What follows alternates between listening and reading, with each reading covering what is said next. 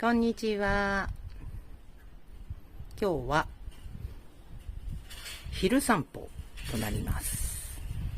みなとちゃん、朝も行ったけどお昼散歩も楽しんでこようね。台風来る前だから思いっきり楽しみましょう。はい。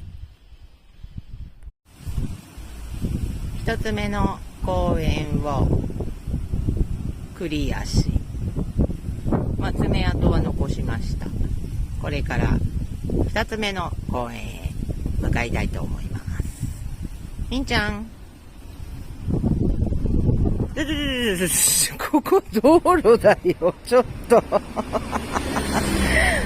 なぜかくつろいでるみなとちゃんです。台風の影響でちょっと風が強いですね。はい、みんな、みんちゃん、はい。くん活に忙しいみなとちゃんです。あ、すいません。名前を呼んだから振り返ってくれたの。みっちゃん。はい。はい。今日は風が強いです。みなとちゃん。お休みするのはいいんですが、鼻砂で真っ黒ですよ、あなた。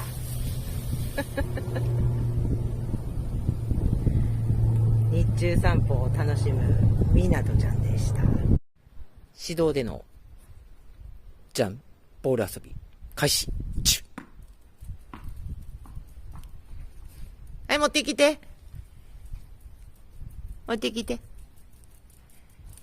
はい、そうだ。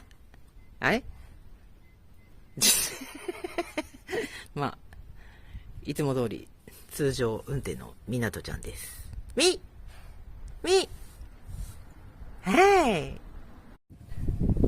みなとちゃん、お昼散歩楽しんで日向ぼっこしてますか？もう眠いでしょ？お家入ろ